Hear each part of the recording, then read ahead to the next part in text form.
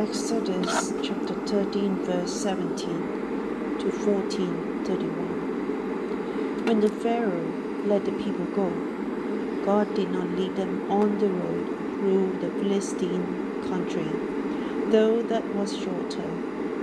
For God said, if they face war, they might change their minds and return to Egypt. So God led the people around by the desert road toward the Red Sea.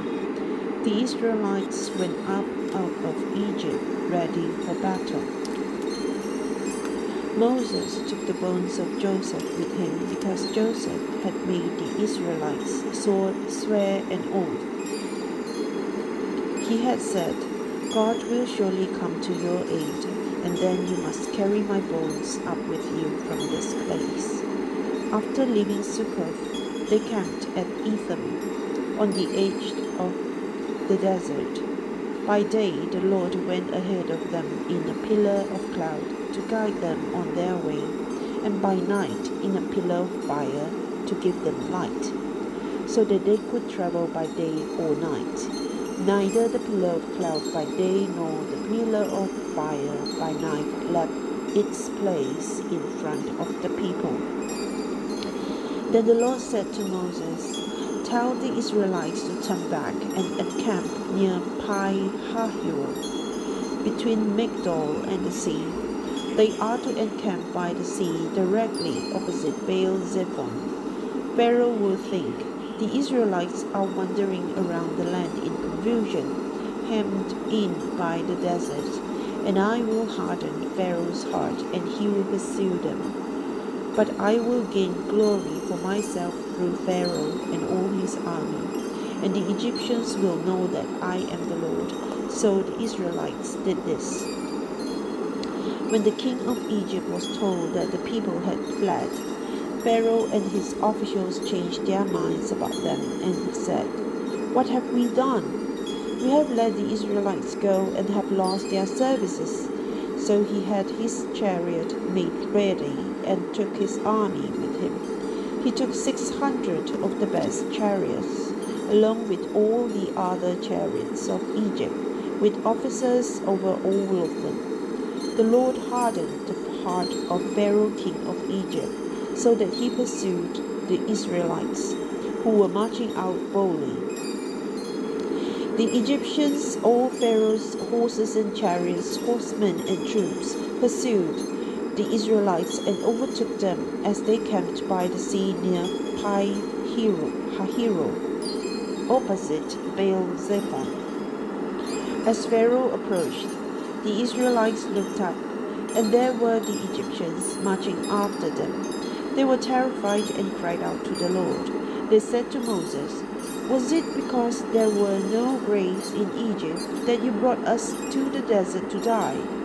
What have you done to us by bringing us out of Egypt? Didn't we say to you in Egypt, leave us alone, let us serve the Egyptians? It would have been better for us to serve the Egyptians than to die in the desert. Moses answered the people, do not be afraid. Stand firm and you will see the deliverance the Lord will bring you today. The Egyptians you see today, you will never see again. The Lord will fight for you. You need only to be still. Then the Lord said to Moses, why are you crying out to me? Tell the Israelites to move on. Raise your staff and stretch out your hand over the sea to divide the water so that the Israelites can go through the sea on dry ground. I will harden the hearts of the Egyptians so that they will go in after them, and I will gain glory through Pharaoh and all his army, through his chariots and his horsemen. The Egyptians will know that I am the Lord when I gain glory through Pharaoh, his chariots, and his horsemen. Then the angel of God, who had been traveling in front of Israel's army, withdrew and went behind them. The pillar of cloud also moved from in front and stood behind them, coming between the armies of Egypt and Israel. Throughout the night, the cloud brought darkness to the one side and light to the other side, so neither went near the other all night long. Then Moses stretched out his hand over the sea, and all that night the Lord drove the sea back with a strong east wind and turned it into dry land. The waters were divided, and the Israelites went through the sea on dry ground, with a wall of water on their right and on their left. The Egyptians pursued them, and all Pharaoh's horses and chariots and horsemen followed them into the sea. During the last watch of the night, the Lord looked down from the pillar of fire and cloud at the Egyptian army and threw it into confusion. He jammed the wheels of their chariots so that they had difficulty driving. And the Egyptians said, "Let's get away from the Israelites. The Lord is fighting for them against Egypt." Then the Lord said to Moses, "Stretch out your hand over the sea so the waters may flow back over the Egyptians and their chariots and horsemen."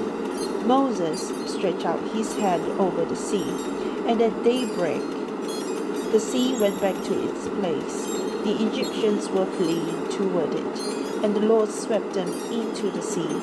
The water flowed back and covered the chariots and the horsemen, the entire army of Pharaoh that had followed the Israelites into the sea. Not one of them survived.